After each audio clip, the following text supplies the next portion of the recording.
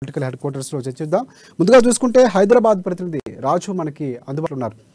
CM KCR అధ్యక్షతన cabinet meeting అనేది ఇప్పుడు ప్రాధాన్యతను సంతరించుకుంది. చివరి సెషన్ అసెంబ్లీ సెషన్ అనేది చివరిగా ఎన్నికలు నేపథ్యంలో జరుగుతున్న నేపథ్యంలో దానికి సమాయత్తం ఎలా అవ్వాలి, ఎలాంటి అంశాలపై మనం ప్రధానంగా చర్చించాలని 50 అంశాలు ప్రధానంగా చర్చించుకోవాల్సిన అవకాశం కనిపిస్తుంది. ఇక రైతు రుణమాఫీ, నిరుద్యోగ వృద్ధి, గృహలక్ష్మి పథకాలకు ఆమోద ముద్ర వేసే అవకాశం ఉందనేది ఒక క్వశ్చన్ మార్క్. అలాగే భారీ వర్షాలతో నష్టపోయిన రైతాంగాన్ని ఆదుకునే చర్యలకు ఆమోదం తెలిపే ఛాన్స్ ఉందని కూడా తెలుస్తున్నటువంటి పరిస్థితి.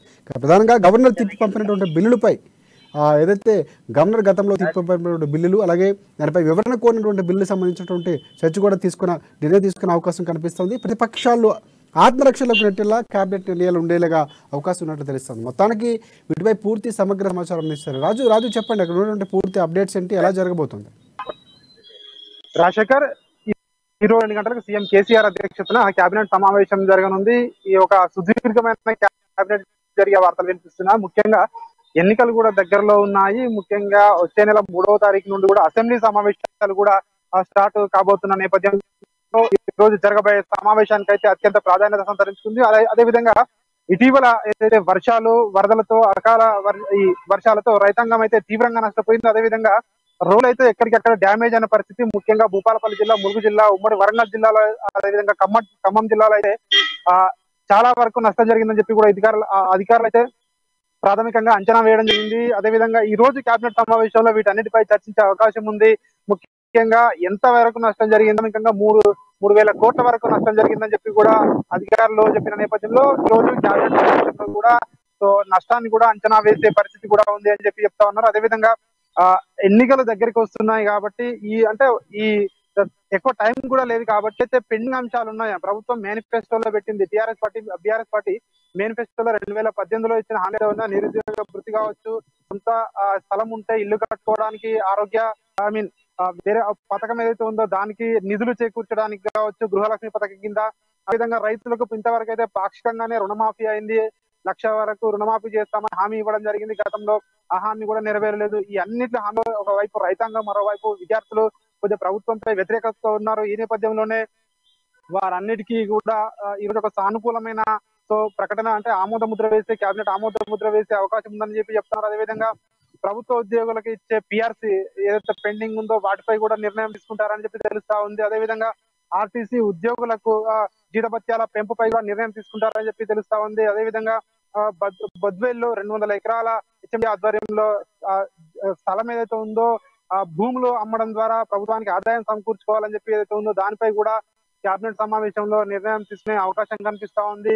ముఖ్యంగా ఈ సమావేశంలో 40 నుండి 50 అంశాల వరకు చర్చించే అవకాశం ఉందని చెప్తున్నారు. అదేవిధంగా గతంలో గవర్నర్ ఏదైతే తిప్పి పంపించిన బిల్లులు ఏవైతే ఉన్నాయో, ముఖ్యంగా పురపాలక చట్ట సవరణ బిల్లు ఏదైతే ఉందో ఆ బిల్లులో ముఖ్యంగా ప్రభుత్వం పేర్కొన్న ఏంటంటే విశ్వాస తీర్మానం పురపాలక సంఘాల్లో 3 సంవత్సరాల నుంచి 4 సంవత్సరాల నుంచి పెంపు, అదేవిధంగా కోఆప్షన్ సభ్యుల పెంపు ఏదైతే చట్ట సవరణ, మున్సిపల్ చట్ట సవరణ ఉందో దాన్ని గతంలో మళ్ళీ ప్రభుత్వానికి గవర్నర్ తిప్పి పంపించడం జరిగింది. మళ్ళీ ఒకసారి తిప్పి కొన్ని ఏమన్నా ఇంకా ఆడి చేయండి, కొత్త విషయాలు ఉంటే మార్చండి అన్నట్టుగా తిప్పి పంపించడం జరిగింది. అదే విధంగా రాష్ట్ర ప్రైవేట్ యూనివర్సిటీలు, కొత్త యూనివర్సిటీలకు ఆమోద ముద్ర వేసేందుకు కూడా ఒక బిల్ అయితే ప్రైవేట్ యూనివర్సిటీల బిల్లు రాష్ట్ర ప్రభుత్వం తీసుకురావడం జరిగింది. దాన్ని కూడా గవర్నర్ తిప్పి పంపించడం జరిగింది. అదేవిధంగా వైద్య విద్యలో పాలనాపరమైన పోస్టులు ఏవైతే ఉన్నాయో ఆ పోస్టులకు వయో పరిమితి పెంపు బిల్లును గవర్నర్ తిరస్కరించడం జరిగింది, రిజెక్ట్ చేయడం జరిగింది. సో ఈ బిల్లులపై కూడా ఈ సమావేశంలో, కేబినెట్ సమావేశంలో నిర్ణయం తీసుకునే అవకాశం ఉంది. ఎందుకంటే ఇంకా 3 రోజుల్లో అసెంబ్లీ సమావేశాలు స్టార్ట్ అవుతున్నాయి కాబట్టి ఈ బిల్లు ఇప్పుడు కేబినెట్ ఆమోద ముద్ర వేసి ఈ బిల్లులను అసెంబ్లీలో ప్రవేశపెట్టడం ద్వారా తిరిగి గవర్నర్ కు పంపడం ద్వారా గవర్నర్ అప్పుడు రిజెక్ట్ చేయడానికి అవకాశం ఉండదు. ఎందుకంటే ఒక్కసారి మాత్రమే గవర్నర్ బిల్లులను తిప్పి పంపే అవకాశం ఉంటుంది. రాజ్యాంగం ప్రకారం ఖచ్చితంగా 2వసారి రాష్ట్ర ప్రభుత్వం అసెంబ్లీ ఆమోదించి పంపించిన తర్వాత ఖచ్చితంగా గవర్నర్ ఆమోద ముద్ర వేయవలసి ఉంటుంది. కాబట్టి ఏవైతే ప్రభుత్వం ప్రతిష్టాత్మకంగా తీసుకుందో బిల్లులు ఏవైతే ఉన్నాయో వాటన్నిటికీ కూడా ఆమోద ముద్ర వేసే అవకాశం ఉంది. అదేవిధంగా ఆసరా పెన్షన్లు ఏవైతే ఉన్నాయో వాటిపై కూడా పెంపు వార్తలు వినిపిస్తా ఉన్నాయి. ప్రతిపక్షాలకు ఎక్కడా కూడా అవకాశం లేకుండా ఏవైతే ఆసరా పెన్షన్లు ఇప్పటికే దివ్యాంగులకు 1,000 రూపాయలు పెంచి 3,016 నుంచి 4,016 చేయడం జరిగిందో, అదే విధంగా వృద్ధులకు ఇచ్చే పెన్షన్స్ కూడా పెంచుతారని చెప్పి కూడా వైపు వార్తలు వినిపిస్తా ఉన్నాయి. అంటే ప్రతిపక్షాలు ఇప్పటికే, కాంగ్రెస్ పార్టీ ఇప్పటికే డిక్లేర్ చేసింది 4,000 పెన్షన్ గ్యారంటీ అని చెప్పి. రైట్ రాజు, ఒకటి అంటే ప్రభుత్వం ముందు చాలా సమస్యలు ఉన్నాయి. అంటే ఇప్పుడు జరుగుతున్నటువంటి ఏదైతే వాతావరణ మార్పులు వచ్చిన నేపథ్యంలో వరదలకు సంబంధించి చాలా విమర్శలు వెల్లువెత్తుతున్నాయి. గతంలో దళిత బంధు కానీ కొన్ని వీటిపై అంటే ప్రెస్ మీట్ పెట్టిన నేపథ్యంలో అంటే సమావేశం ఏదో సమీక్ష సమావేశం నిర్వహించారు. కేసీఆర్ స్వయంగా అంత అవినీతి గురించి ప్రస్తావించినటువంటి సందర్భాలు ఉన్నాయి. అవన్నీ కూడా ఇప్పుడు ప్రతిపక్షాలకు అస్త్రాలుగా మారే అవకాశం ఉంది. ఈ నేపథ్యంలో ఎలా ఎదుర్కోవాలి, ఎలాంటి లెక్కలు వారికి చెప్పే ప్రయత్నం చేయాలి, ఇవన్నీ కూడా అంటే దళిత బంధుకు సంబంధించి రెండో విడత కానీ చాలా సమస్యలు ఉన్నాయి. ఇవన్నీ కూడా ఎలాంటి ప్రణాళికతో ముందుకెళ్లే అవకాశం ఉంది, చర్చించే విధంగా ఏమైనా కనిపిస్తుంది అనుకోవచ్చు మనం ఈ 50 అంశాల్లో?